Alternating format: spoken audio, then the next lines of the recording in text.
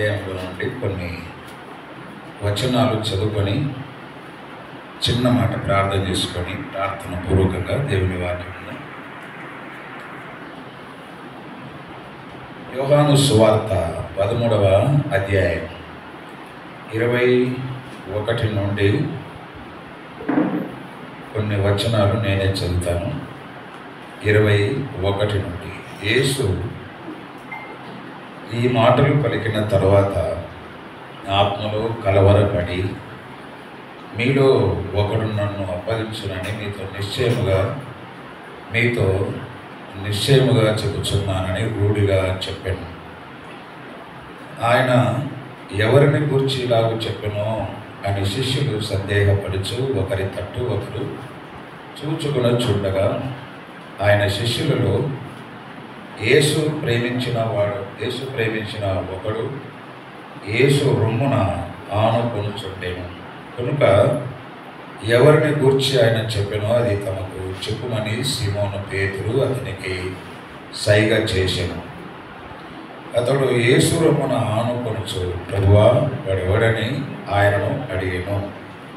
అందుకు యేసు, నేను ఒక ముక్క ముంచి ఎవరికి ఇచ్చెదనో వాడే అని చెప్పి ఒక ముక్క ముంచి సీమోను కుమారుడు ఇస్కరియోతు యూదాకు ఇచ్చెను. వాడు ఆ ముక్క పుచ్చుకొనగాని సాతాను వానిలో ప్రవేశించెను. యేసు, నీవు చేయుచున్నది త్వరగా చేయమని వానితో చెప్పగా, ఆయన ఎందు నిమిత్తము అతనితో అలాగూ చెప్పెను. అది భోజనమునకు కూర్చుండిన వారిలో ఎవనికి తెలియలేదు. డబ్బు సంచి యూదా యొద్ద ఉండెను గనుక పండుగకు తమకు కావలసిన వాటిని కొనుమని అయినను, బీదలకు ఏమైనా ఇమ్మని అయినను యేసు వానితో చెప్పినట్లు కొందరు అనుకొనిరి. వాడు ఆ ముక్క పుచ్చుకొని వెంటనే బయటికి వెళ్ళెను. అప్పుడు రాత్రి వేళ. చిన్న మాట ప్రార్థన. కృపగల మా దేవ, ప్రేమ కలిగిన మా పరలోకపు తండ్రి, మమ్మల్ని ఎంతో ప్రేమించిన మా ప్రభువా, సాయంకాలం మా రక్షకుడైన క్రీస్తు యేసు నామమున మీకు స్తోత్రములు చెల్లిస్తున్నాము. ఈ ఉదయకాల కూడికలను బట్టి, ఇక్కడ జరుగుతున్న పరిచర్యను బట్టి మీకు స్తోత్రములు. పాల్గొన్నవారు, ప్రకటించేవారు, మీ సన్నిధిలో గడుపు వారందరినీ బట్టి మీకు స్తోత్రములు. మరి కొంత సమయం మీ గ్రంథములో నుండి మేము చదువుకున్న వాక్య భాగములు మా కొరకై దీవించమని, ధ్యానములో మీ ఆత్మ ద్వారా నడిపించమని, మా ఆత్మలకు క్షేమము దయచేయమని మీ దాసుని బలపరచమని మా ప్రభు అయిన క్రీస్తు యేసు ఘనమైన నామమున స్తోత్రములు చెల్లించి వేడుకొనుచున్నాము తండ్రి, ఆమేన్. ప్రియమైన సహోదరి సహోదరులారా, యోహాను సువార్త ఉదయం మనము జ్ఞాపకం చేసుకున్నట్లు 13, 14, 15, 16 ఈ 4 అధ్యాయం ఆయన సిలువకు వెళ్ళక ముందు తన శిష్యులతో గడిపిన వివరాలు ఈ 4 అధ్యాయాల్లో ఉన్నాయి. చాలా కొంత నెమ్మదిగా ప్రశాంతంగా చదవడం, ధ్యానం చేయటం వల్ల మన వ్యక్తిగత జీవితాలకు చాలా సహాయకరం. ఈ 4 అధ్యాయాలలో ప్రభువు తన శిష్యులతో గడిపిన వివరాలు, ఆ రమ్యమైన సంగతులు ఈ అధ్యాయాలలో ఉన్నాయి. ఇక 17లో ప్రభు చేసిన ప్రార్థన, 18లో ఆయనను బంధించి తీసుకొని వెళ్ళటం, 19లో సిలువ వేసి సిలువలో చంపివేయటం, సమాధి చేయబడటం, 20 అధ్యాయంలో ఆదివారమున పెందల కడినే సమాధిలో నుండి ప్రభువు లేవటం, ఆయన మరలా ప్రత్యక్షమై శిష్యులతో మాట్లాడి, ముఖ్యంగా పేతురుతో, నీవు నన్ను ప్రేమిస్తున్నావా? అలాగైతే నా గొర్రెలను మేపుము, నా గొర్రెలను కాయుము, నా గొర్రెలను మేపుము అని 3 సార్లు పేతురుతో ప్రభువు చెప్పాడు. అవి సంక్షిప్తంగా ఈ యోహాను సువార్తలో మనకు 11 నుంచి ఉన్న అధ్యాయాల వివరాలు. 12వ అధ్యాయములో ఆయన మృతులలో నుండి లేపిన లాజరు ఉన్న బేతనీయకు పస్కా పండుగ ఆచరించడానికి వచ్చాడు. అక్కడ ఆయనకు విందు చేశారు. ఆ వివరాలు 12వ అధ్యాయంలో ఉన్నాయి. సహోదరి సహోదరులారా, ఈ సాయంకాలం మనం చదివిన ఈ చిన్న వాక్య భాగములో మనకు బాగా తెలిసినట్లుగా 12 మంది శిష్యులు ఉన్నారు, కానీ ఇద్దరిని గురించిన ప్రస్తావన ఎక్కువగా ఈ వచనాల్లో చెప్పాడు. వారు ఇస్కరియోతు యోధా, అలాగే జెబెదయి కుమారుడైన యోహాను, లేదా ప్రభువు ప్రేమించిన శిష్యుడైన యోహాను. వీరిరువురి సంగతులు ఈ అధ్యాయంలో మనం ఎక్కువగా చూడగలం. మిగతా వారి విషయాలు అక్కడక్కడ వేరే వచనాల్లో ఉన్నాయి. అవి సాయంకాలం మనం ధ్యానం చేయించుండగా మనకు ఆత్మ సంబంధమైన పాఠాలు. ఇస్కరియోతు యూదా ఎవరు? నీలో ఒక్కడు అన్నాడు, అంటే 12 ఒక్కడు. పిలువబడ్డాడు, నియమించబడ్డాడు, పంపబడ్డాడు. మీలో ఒకడు అనే మాట చాలాసార్లు ప్రస్తావించాడు. కానీ ఈ 12 ఒకడైన ఇస్కరియోతు యూదా విషయాలు ఈ అధ్యాయంలో ఈ అధ్యాయంలో మాత్రమే కాకుండా ఇతర సువార్తలలో ఉన్న అధ్యాయాలు చాలా విచారంగా కనబడతాయి. ఆయన రాయబడిన మాట చూడండి. 13వ అధ్యాయము, 13వ యోహాను సువార్తలో 13వ అధ్యాయం, 13వ అధ్యాయంలో 23వ వచనం చూడయ్యా, లేదా 21వ వచనం చూడండి. 21వ వచనం, యేసు ఈ మాటలు పలికిన తర్వాత ఆయన ఆత్మలో కలవరపడి. యేసు ప్రభు కొన్నిసార్లు ఈ విధమైన అనుభవాలు ఎదుర్కొన్నాడు. లాజరు మరణం చూచి అందరూ ఏడుస్తుంటే ఆత్మలో మూలిగినట్టు రాయబడింది 11వ అధ్యాయంలో. ఈ అధ్యాయంలో ఆత్మలో కలవరపడి, మీలో ఒకడు నన్ను అప్పగించునని మాట చెప్పి ఆత్మలో కలవరపడ్డాడు. మార్కు సువార్త 2వ అధ్యాయంలో ఆత్మలో తెలిసికొనిన వాడై. వాళ్ళు ఏమంటున్నారు? పాపములు క్షమించేది దేవుడు కదా, ఇతడెవరు పాపాలు క్షమిస్తారంటున్నాడు అని వారు అనుకొనుచుండగా ఆయన ఆత్మలో తెలిసికొనినవాడు, ఆత్మలో మూలిగినవాడు, ఆత్మలో కలవరపడినవాడు రక్షకుడు. మనము నిజంగా ఈ అనుభవాల గుండా వెళ్ళాలి. మనము దేవుని ఆత్మను కలిగి ఉన్నాం. ఏదైనా ఒక సంఘటన జరిగినప్పుడు రక్షకుడు ఏమి ఎదుర్కొన్నాడు? అవే ఆత్మలో కలవరం, ఆత్మలో మూలుగటం, ఆత్మలో తెలుసుకోవడం. ఇవన్నీ ప్రభువును గురించి వ్రాయబడ్డాయి. 21వ వచనం 2వ పంక్తిలో మీలో ఒకడు నన్ను అప్పగించును అన్నాడు. ఈ వచనములో ప్రభువును అప్పగించిన ఇస్కరియోతు యూదా ఒకటి. తర్వాత 23వ వచనం చూడండి. 23వ వచనం, ఆయన శిష్యులలో యేసు ప్రేమించిన ఒకడు, యేసు రొమ్మున ఆనుకున్నవాడు. అప్పగించినవాడు ఒకడైతే ఆనుకున్నవాడు ఒకడు. ఇద్దరు శిష్యులే. అప్పగించినవాడు 12 మందిలో ఒకడు అప్పగించాడు. అదే శిష్యులలో ఒకడు యేసు రొమ్మున ఆనుకున్నాడు. సాయంకాలం మనం ఈ మాటలు వినుచుండగా మనము ఇస్కరియోతు యూదా వలె ప్రభువును తప్పిపోయి ప్రభువును అప్పగించినట్లు ఉన్నామా, లేదా ప్రభువు ప్రేమించిన శిష్యుడైన యోహాను వలె మనము ఆయన రొమ్మున ఆనుకొని ఉన్నాం? ఈ 2 మాటలు మీరు మత్తయి సువార్త 16వ అధ్యాయంలో అభ్యంతరపడిన పేతురు, అప్పగించిన ఇస్కరియోతు యూదా, అభ్యంతరపడిన పేతురు, ఆనుకున్న ప్రభువును ఆయన రొమ్మును ఆనుకున్న శిష్యుడు. ఇవి మనకు చాలా వివరాలు తెలియజేస్తున్నాయి. యేసు ప్రభువును ఎందుకు అప్పగించాడు? ఈ ఇస్కరియోతు యూదా 12 మందిలో ఒకడుగా ఉండి, గుంపులోనే ఉండి ఎందుకు అప్పగించాడు? అయ్యా, లూకా సువార్త 6వ అధ్యాయం 16వ వచనం చూస్తారా? లూకా సువార్త 6వ అధ్యాయం 16వ వచనం చూడండి. లూకా సువార్త. అయ్యా,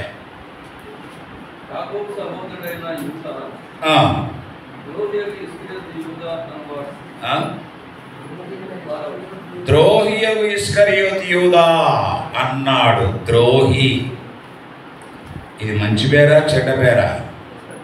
ఎందుకు ఇలా చెప్పాడు? ద్రోహియగు ఇస్కరియోతు యూదా అన్నాడు. ఎందుకు ఇలా చెప్పాడు అంటే, మీరు అపోస్తలుల కార్యముల గ్రంథం 1వ అధ్యాయము 18వ వచనం చూడండి. అపోస్తలుల కార్యముల గ్రంథము 1వ అధ్యాయము. ద్రోహము వలన సంపాదించిన డబ్బు, అక్కడ రూకలుంది కానీ డబ్బు ఎట్లా సంపాదించాడు? ఏమిది? ఎక్కడ నేర్పినాడు యేసు ప్రభు? ద్రోహి ఇస్కరియోతు యూదా, లూకా 6:16. ఏ ద్రోహం చేసినాడు? ద్రోహము వలన సంపాదించిన రూకలు తెచ్చి అక్కడ ఒక పొలం కొన్నట్లు తర్వాత వచనాల్లో చూస్తాం. ఎలా సంపాదించాడు? వీళ్ళు ఆత్మలను సంపాదించిన వారు ఉన్నారు వీళ్ళలోనే. యోహాను నా పిల్లలారా అన్నాడు యోహాను పత్రికలో. పేతురు నా పిల్లలారా అన్నాడు. వేల వేల మంది ఆత్మలను సంపాదించిన వారు ఉన్నారు ఈ 12 గురులో. అదే సమయంలో ద్రోహి అయి ద్రోహం వలన డబ్బు సంపాదించిన ఇస్కరియోతు యూదా కూడా ఉన్నాడు. సంపాదన అనేది అవసరమే, కానీ ద్రోహం చేసి సంపాదిస్తాడా? ఏం ద్రోహం చేశాడు? నేను ఆయనను మీకు అప్పగిస్తా, మీరేమి నాకు ఇస్తారు? ఇట్లా బేరమాడాడు. ఇలా బేరమాడి వారు 30 వెండి నాణ్యాలు తోచేస్తే ఆ 130 వెండి నాణ్యాలు తీసుకొని అన్ని గుర్తులను చెప్పి గెసవనే తోటకు వెళ్ళి అప్పగించిన వాడు ద్రోహి అయిన ఇస్కరియోతు యూదా ద్రోహము చేత సంపాదించిన రూకలు అవి అనుభవించలేకపోయాడు. అవి దేవాలయంలో పారబోసి ఉరిపెట్టుకొని నడుమికి పేగులు బద్దలై చచ్చాడు. చావడం మాత్రమే కాదు, 25వ వచనంలో తన చోటికి తప్పిపోయిన యూదా. ఎక్కడ తన చోటు? అక్కడ ప్రభువు దగ్గరికి వెళ్ళవలసిన వాడు తప్పిపోయాడు, వెళ్ళలేకపోయాడు. 12 మందిలో ఒకడే ద్రోహము చేత సంపాదించిన రూకలు చేతబట్టుకొని ఒక పొలం కొన్నాడు, దానికి అకెల్దం అని పేరు పెట్టాడు. నిజమేనా? సంపాదన కావాలంటే ద్రోహం చేయాలను. కష్టపడి సంపాదించే వాళ్ళు ఉన్నాడు, కష్టపడకుండానే సంపాదించేవారు ఉన్నారు. కొన్ని పక్కన పెట్టండి. ఆత్మలను సంపాదించే వాళ్ళు కూడా ఉన్నారు. ఈ సంపాదన మీద మనసు లేకుండా ప్రభు కొరకు సువార్త ప్రకటించి వేల వేల ఆత్మలను సంపాదించే వాళ్ళు ఉన్నారు. ద్రోహి ఎంత భయంకరమైన చెడ్డ పేరండి ద్రోహి. యోహాను సువార్తలో 6వ అధ్యాయములో నుండి వెంటనే త్వరగా యోహాను సువార్త 6వ అధ్యాయము 70వ వచనం చూడండి. 6:70. నేను మిమ్మల్ని 12 ఏర్పరచుకొనలేదా? మీలో ఒకడు సాతాను అన్నాడు. ఇస్కరియోతు యూదాను గురించి ప్రభు చెప్తున్నాడు, మీలో ఒకడు సాతాను. ఇది ఎట్లా చూడండి, ఎందుకు ఇలా అన్నాడు సాతాను అని అంటే, ఈయన వెంబడించిన నాటి నుండి ప్రభువు దగ్గర ఉన్నాడు కానీ ఎంత సాతాను బుద్ధులే. మీలో ఒకడు సాతాను అన్నాడు. ఈ వచనం అలాగే ఉంచి దీనికి సపోర్టుగా యోహాను సువార్తలోనే 13వ అధ్యాయం 2వ వచనం చూడయ్యా. యోహాను సువార్త 13వ అధ్యాయం 2వ వచనం. ఇదే సువార్తలో వారు భోజనము చేయుచుండగా ఆయనను యేసు ప్రభువును అప్పగింపవలనని సీమోను కుమారుడుగా ఇస్కరియోతు యూదాకు సాతాను ఒక ఆలోచన పుట్టించి ఉండెను. అపవాది అంటే సాతాను. ఏమని ఆలోచన పుట్టించాడు? యేసు ప్రభువును అప్పగించు అనే ఒక ఆలోచన పెట్టాడు లోపల. దేవుని ఆలోచన వాక్యములో రాయబడింది. దేవుని ఆలోచన, సాతాను ఆలోచన, సాతాను ప్రేరేపణ, దేవుని ప్రేరేపణ. ఎట్లా ఇది? సాతాను అతని హృదయములో ఆలోచన పుట్టించి ఉండెను, ఆయనను అప్పగించు అని చెప్పినవాడు. సాతాను చెబితే అట్లాగే అప్పగించాడండి. బయటికి వెళ్ళి ప్రధాన యాజకుల దగ్గరికి వెళ్ళి బేరమాడి ఆయనను అప్పగించాడు. సాతాను. ఈయన 12 మందిలో ఒకడే ఇస్కరియోతు యూదా. ఈనాడు సంఘాలలో విశ్వాసులముగా ఉన్నాం, ఏమనుకోకండి, సేవలు కూడా ఉన్నాం. మనము సాతాను ఆలోచన చొప్పున నడుస్తున్నామా, లేక ప్రభు తన ఆత్మ ద్వారా మనల్ని ఆలోచనించి నడిపిస్తున్నాడా? ఎవరి ఆలోచన ప్రకారం నడుస్తున్నాం? సాతాను ఆలోచన పుట్టించి ఉండేను అప్పగించు అని. ఇది యోహాను సువార్త 6వ అధ్యాయం 70వ వచనంలో చెప్పాడు. ఇదే సువార్తలో 12వ అధ్యాయం చూడండి. యోహాను సువార్త 12వ అధ్యాయం 6వ వచనం అయ్యా, 6వ వచనం. వాడు 12వ అధ్యాయం 6వ వచనం. వాడు అంటే ఇక్కడ ఇస్కరియోతు యూదా. వాడు ఈలాగు చెప్పినది బీదల మీద శ్రద్ధ కలిగి కాదు కానీ వాడు దొంగ, వాడు దొంగ, వాడు దొంగ, వాడు సాతాన్, వాడు ద్రోహి. ఎన్ని రకాలుగా చూడండి. ప్రభు దగ్గర 3.5 సంవత్సరాలుండి బోధ విని ప్రార్థనలు విని ఆఖరు 13వ అధ్యాయంలో కాళ్ళు కూడా గడిగి ఎన్ని చేసినా మారలేదండి, మారలేదు. వాడు దొంగ అయి దొంగ. పేపర్ తిప్పండి. 13వ అధ్యాయంలో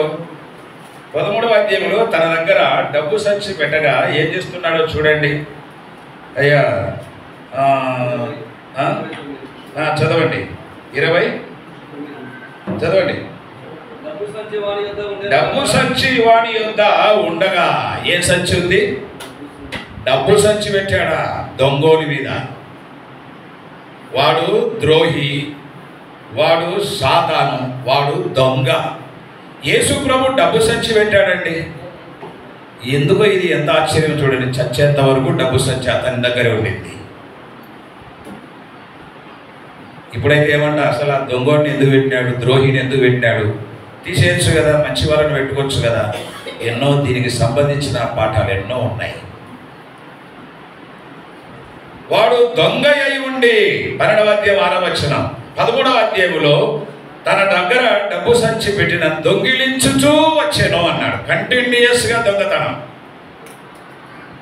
ఒక రోజు కాదు, దొంగిలించుచూ. మరల చదవండి ఆ వచనాన్ని చదవండి. డబ్బు సంచి ఉండేను కనుక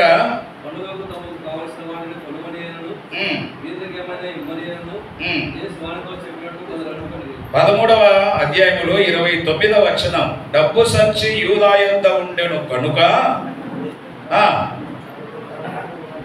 కొనుమని దొంగిలించుచూ వచ్చాననే మాట ఎక్కడ చదివారు మీరు?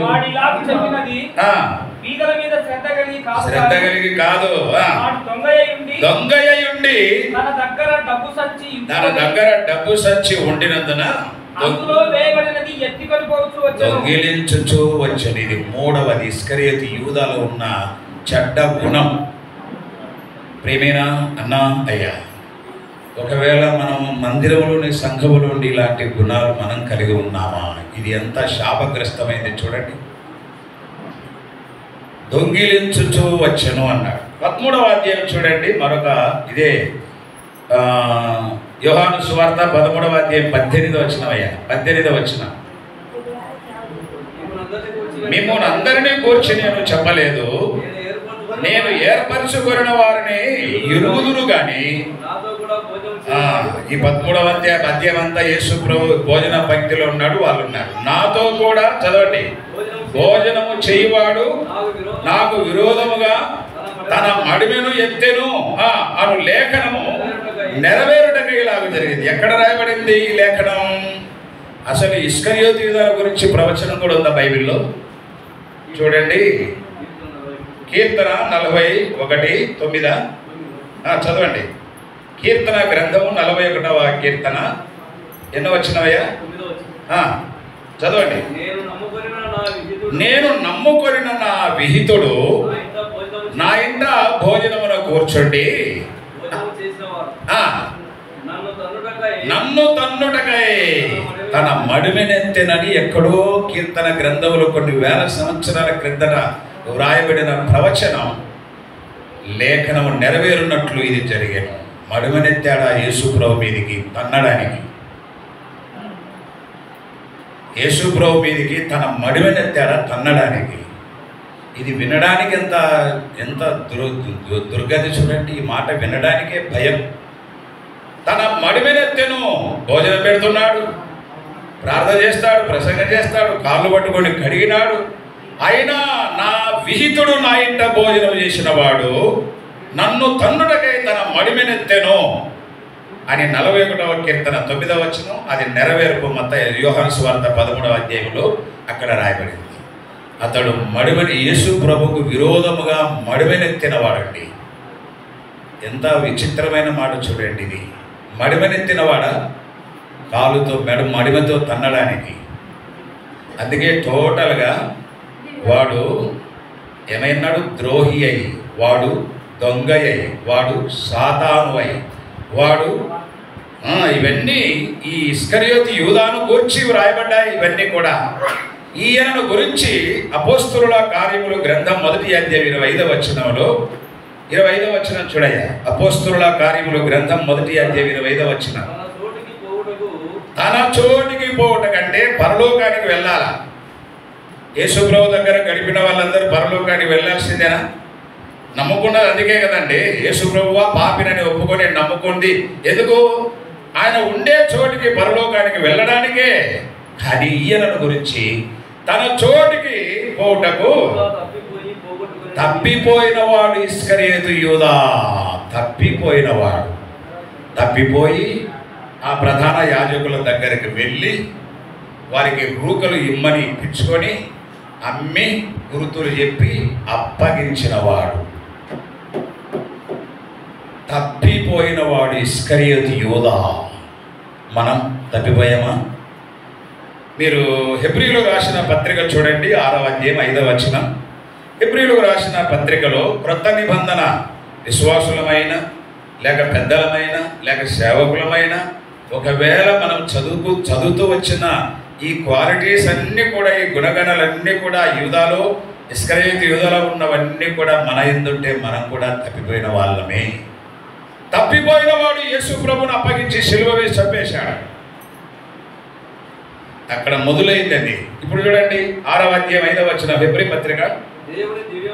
దేవుని దివ్య వాక్యమును రాబోవు యుగ సంబంధమైన శక్తుల ప్రభావమును అనుభవించిన తర్వాత, యేసు ప్రభువు పాపినని ఒప్పుకొని నమ్మిన తర్వాత రాబోయే ఆ యుగ సంబంధమైన శక్తుల ప్రభావమును అనుభవించిన తర్వాత తప్పిపోయిన వారు అన్నాడు. ఇస్కరియోతు యూదా ఒక్కడే కాదు, తప్పిపోయిన విశ్వాసులు, హెబ్రీ విశ్వాసులకు రాస్తున్నాడు. తప్పిపోయిన వారు చదవయా. తమ విషయములో దేవుని కుమారుని మరలా 2000 సంవత్సరాల క్రితం యేసు ప్రభు సిలువ వేయబడ్డాడు. ఒక విశ్వాసి రక్షింపబడి, ప్రభువా పాపినని ఒప్పుకొని రక్షింపబడి మరలా పాపం చేస్తే తప్పిపోతే యేసు ప్రభువును మరలా సిలువ వేసి అవమానపరిచినట్లు బాహాటముగా ఆయనను అవమానపరచుచున్నాడని రాశారు. ఎవరండి? తప్పిపోయిన విశ్వాసులు. విశ్వాసులే, ఆరాధించే వాళ్ళే, ప్రార్థించే వాళ్ళే, వాక్యం చెప్పేవాళ్ళే. తప్పిపోయిన వాళ్ళు యేసు ప్రభువును మరలా సిలువ వేస్తున్నారు. 2000 సంవత్సరాల క్రితం సిలువ వేయబడ్డాడు. విశ్వాసి, నీవు తప్పిపోతే యేసు ప్రభువును మరలా సిలువ వేసినట్లు అవమానం, ఆయనకు అవమానం. ఇలాంటి ఇస్కరియోతు యూదా లాంటి లక్షణాలు మనలో ఉంటే మనం కూడా అదే.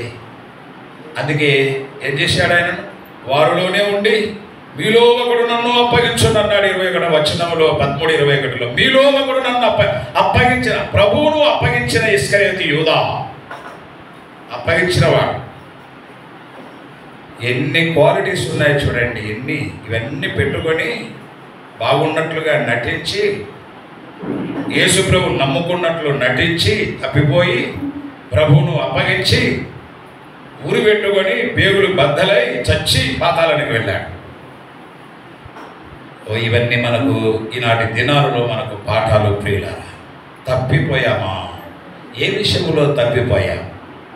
ఒక ఆయన పాట పాడాడు, తప్పిదారి పడిపోతే తప్పంతా నీదే నోయ్.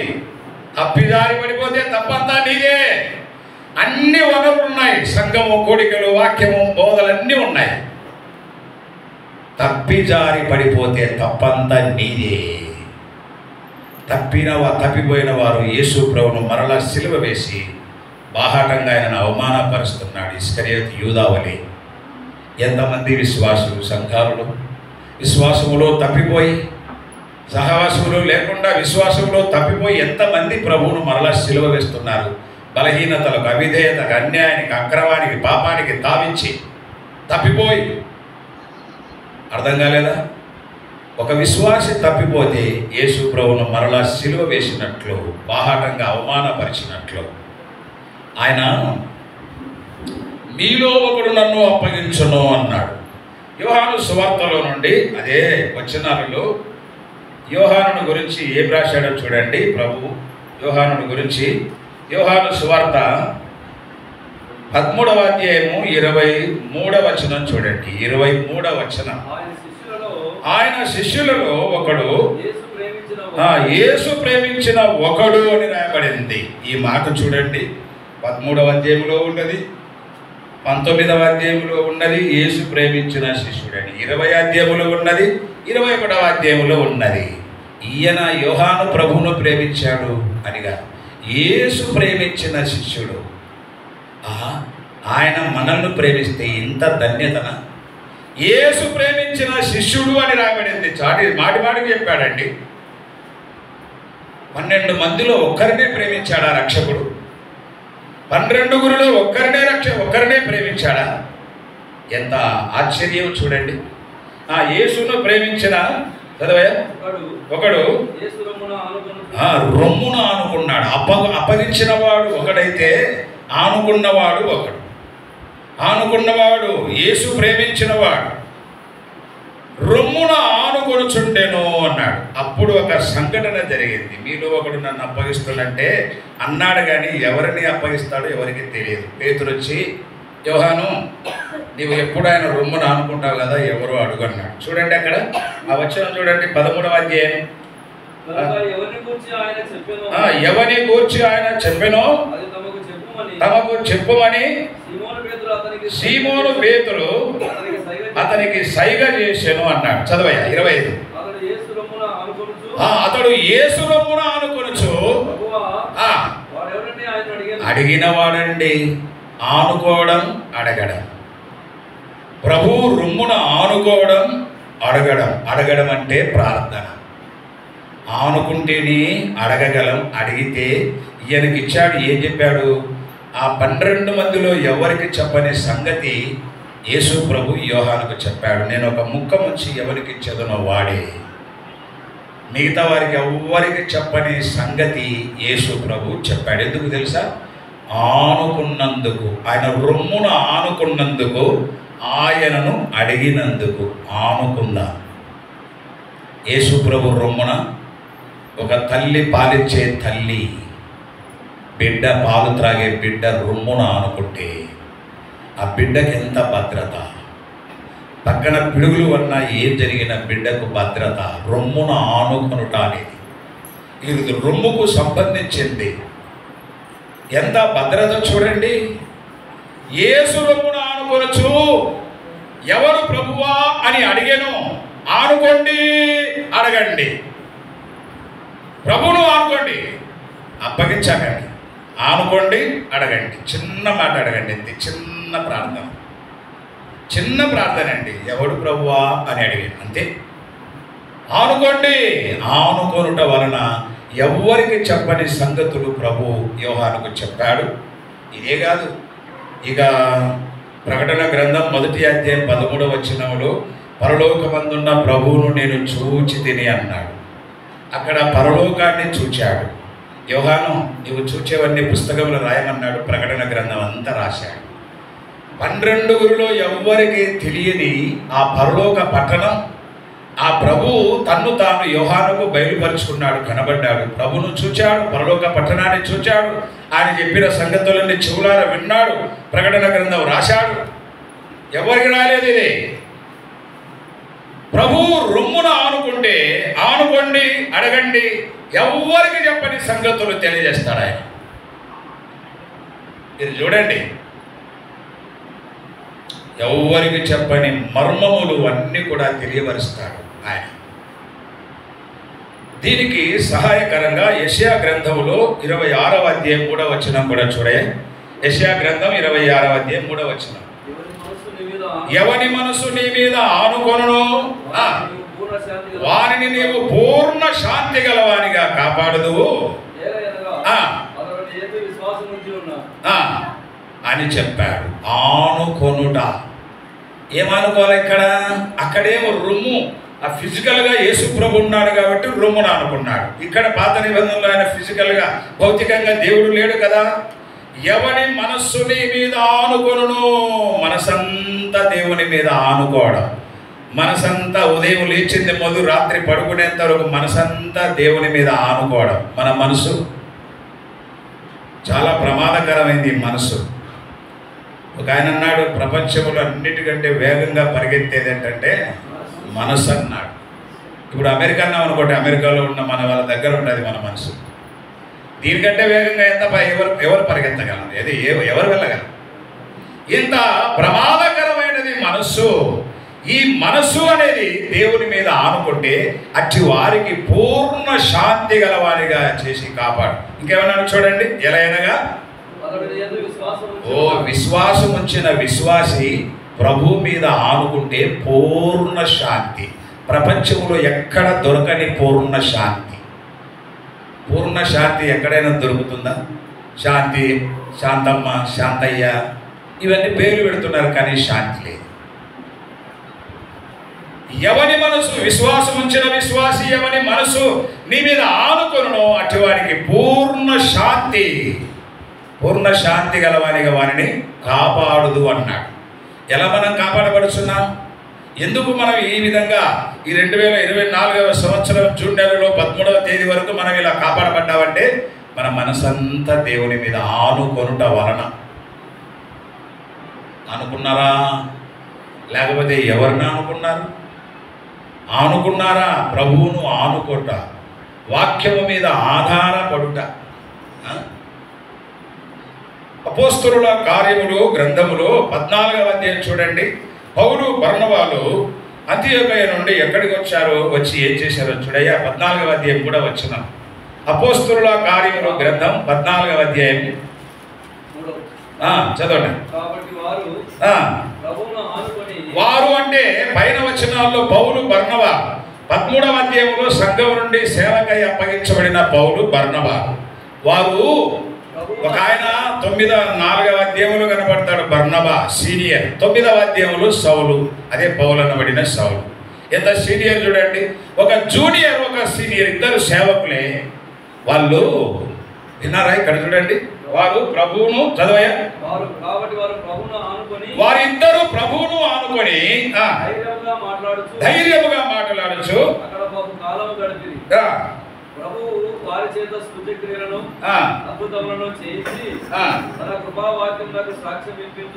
పైన మొదటి వచనములో వారు ఆనుకొని, 2వ వచనం, 3వ వచనం, మొదటి వచనంలో యూదుల సమాజ మందిరములో ప్రవేశించి తేటగా బోధించినందున అనేకులు విశ్వసించిరి.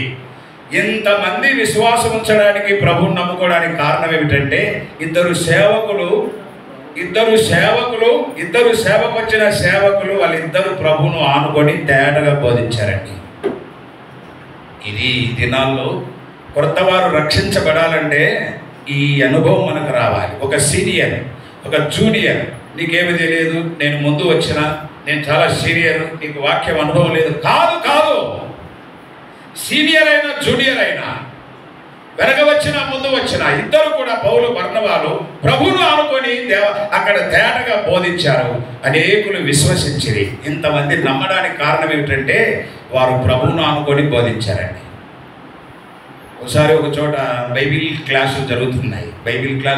పగలంతా, సాయంకాలం సువార్త కూడికలో నేను సువార్త చెప్పిన, ఇంకొక ఆయన సువార్త చెప్పాలి. ఈ సువార్త కూడికలో యేసు ప్రభు శిలువ అంటే ఎట్లుంటుంది? శిలువ అంటే ఒక అడ్డుపోయే నిలువు కదా శిలువ అంటే.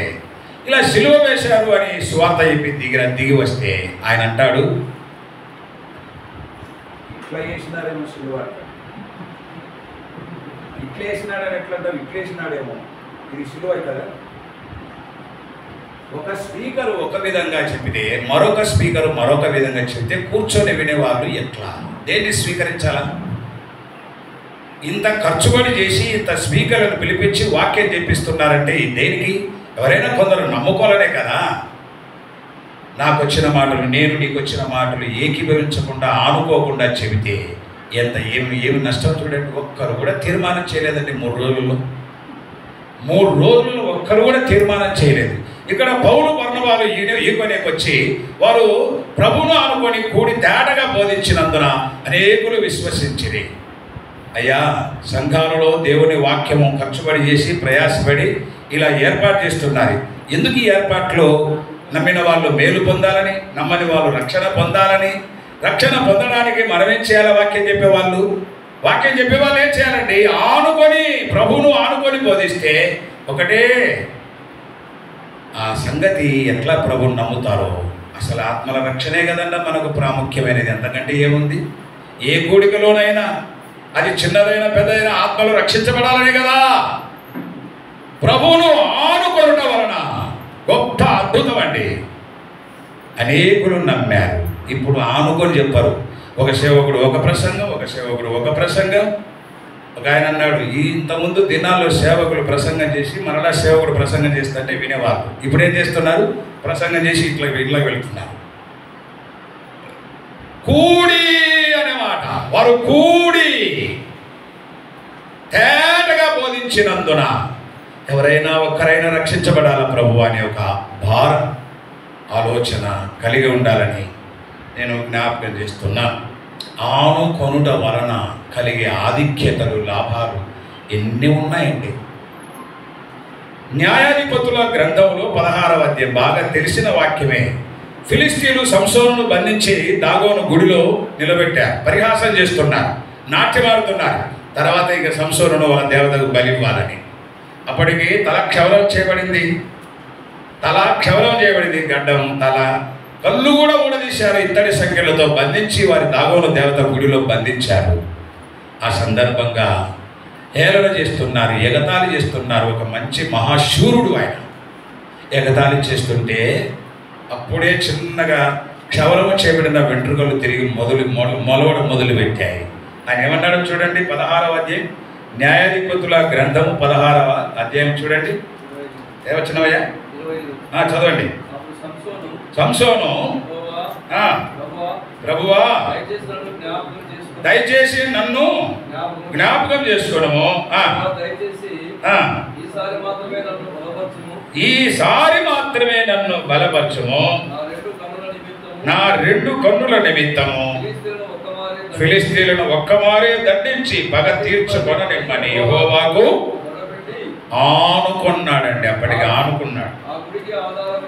ఉన్న 2 స్తంభములలో ఒకదానిని కుడి చేత ఒకదానిని ఎడమ చేత పట్టుకొని, దానికంటే ముందుగా పైన వచనములు ఏమన్నాడంటే వాళ్ళతో, ఫిలిస్తీన్లతో, అయ్యా నేను బలహీనంగా ఉన్నాను, నేను నిలబడలేను, ఆ గుడికి ఆధారంగా ఉన్న స్తంభాలు నాకు చూపించండి, నేను ఆనుకుంటా. 26వ వచనం చూడండి. సంసోను అతని తన చేతిని పట్టుకుని బొట్టుతో ఇట్లా, నేను చదవండి, ఈ గుడికి ఆధారంగా ఉన్న స్తంభములను నన్ను తడవనిచ్చి విడుము, నేను వాటిని ఆనుకొందును అన్నాడు. గుడికి ఆధారముగా ఉన్న స్తంభాలు ఆనుకొనిన ఈ సంసోను ఆనుకొని ఇంకా క్రింద మొర్ర పెట్టాడు దేవుని, దేవా ఈ ఒక్కసారి నన్ను బలపరచు, ఈ శత్రువులను ఫిలిస్తీన్లను దండించడానికి ఈ ఒక్కసారి నన్ను బలపరచువని ఆనుకున్నవాడు ప్రార్థన చేశాడు. ప్రార్థన విన్నాడు. బ్రతికిన దినాలలో శత్రువులను చంపిన లెక్క కంటే ఆ దినమున చచ్చిన వారి లెక్క విస్తరించి ఉండని రాశాడు. ఎంతమంది శత్రువులను చంపాడు? కారణం ఆనుకొనుట వలన. అది స్తంభాలు లేండి, మనము స్తంభాలను కాదు, ప్రభువును ఆనుకుందాం. ప్రభువును ఆనుకుంటే మన విరోధులు, మన శత్రువులను మనం హతమార్చగలం. మన విరోధులు అంటే వాళ్ళు వీళ్ళు కాదు, శరీరమే ఒక విరోధి, శత్రువు. అపవాది ఒక విరోధి, శత్రువు. ఈ లోకమే విరోధి, శత్రువు. ఈ శత్రువులను దండించాలంటే ప్రభువును ఆనుకోవాలా, మొర్ర పెట్టాలా? అది ఆనుకొనుట వలన కలిగిన ఆధిక్యతలు, వచ్చిన ప్రార్థనకు జవాబులు, వచ్చిన ఆధిక్యతలు మనం బైబిల్లో చదువుతున్నాం. 13వ అధ్యాయంలో 12 శిష్యులు ఉన్నారు. వారిలో ఒకడు అప్పగించిన ఇస్కరియోతు యూదా అయితే మరొకడు ఆనుకున్న ప్రభువును ఆనుకున్న శిష్యుడు. వీళ్ళిద్దరూ పిలువబడ్డ వాళ్ళే. వీళ్ళు శిష్యులుగా ఉండకు పిలువబడ్డారు. మీరు చూడండి అయ్యా, మార్కు సువార్త 3వ అధ్యాయం 13వ వచనం చూడండి. తర్వాత మత్తయి సువార్త 4వ అధ్యాయంలో కూడా చూడగలం. మార్కు సువార్త 3వ అధ్యాయం 13వ వచనం, ఆయన కొండ ఎక్కి తనకిష్టమైన వారిని పిలువగా వారు ఆయన యొద్దకు వచ్చిరి. వారు తనతో కూడా ఉండునట్లును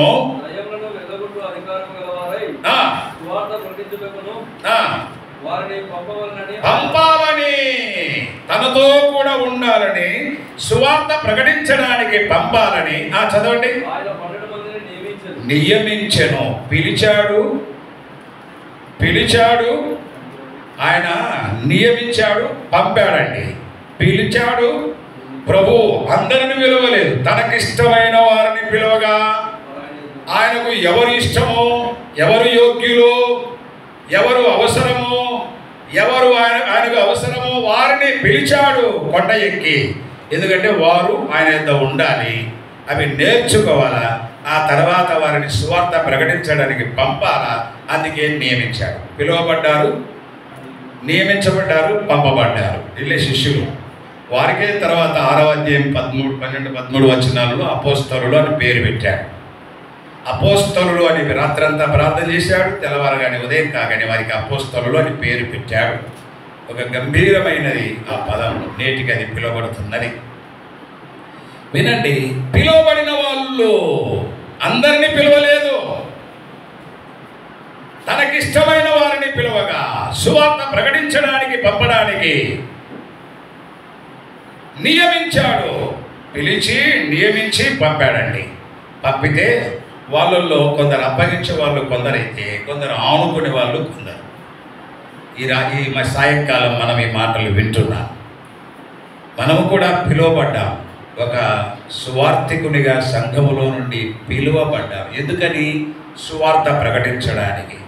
సువార్త ప్రకటించడానికి మాత్రమే కాదు, దానికంటే ముందు ఆయన వద్ద ఉండటానికి, ఆయన వద్ద గడపాలి, సువార్త ప్రకటించాలి. అందుకే ఆయన పిలిచాడు, నియమించాడు, పంపాడు. పంపబడిన వారిలో ఎంత తేడాలు ఉన్నాయో చూడండి. ఈ దినాల్లో ఇవి మనం ధ్యానిస్తున్నప్పుడు మనకు ఆత్మ సంబంధమైన పాట. అప్పగించువారమా, ఆనుకున్నవారమా? అప్పగించి తప్పిపోయి భ్రష్టులైపోయారు, చరిత్రహీనులైపోయారు, చచ్చి పాతాలని వెళ్ళారు. ఆనుకొని అద్భుతమైన కార్యాలు చేయగలిగారు దేవుడి కొరకై. ఒక్కొక్క సహోదరుడు ప్రభువును ఆనుకోవడం అనేది ఒక రమ్యమైన సంగతి. ఆ విధమైన అనుభవానికి మనంతా రావాలని ప్రభువు ఆశిస్తున్నాడు. ఆ విధంగా ప్రభు సహాయం చేయనుగాక. ప్రార్థన. సర్వాధికారి అయిన మా ప్రియ ప్రభువా, మేమిన్న వాక్య సత్యములన్నీ మా హృదయంలో ముద్రించు. పరిశుద్ధాత్మ కార్యమయందు జరిగించమని, నిలిచే మీ దాసుని బలపరచమని మా ప్రభు అయిన క్రీస్తు యేసు నామమున స్తోత్రములు చెల్లించి వేడుకొనుచున్నాము తండ్రి.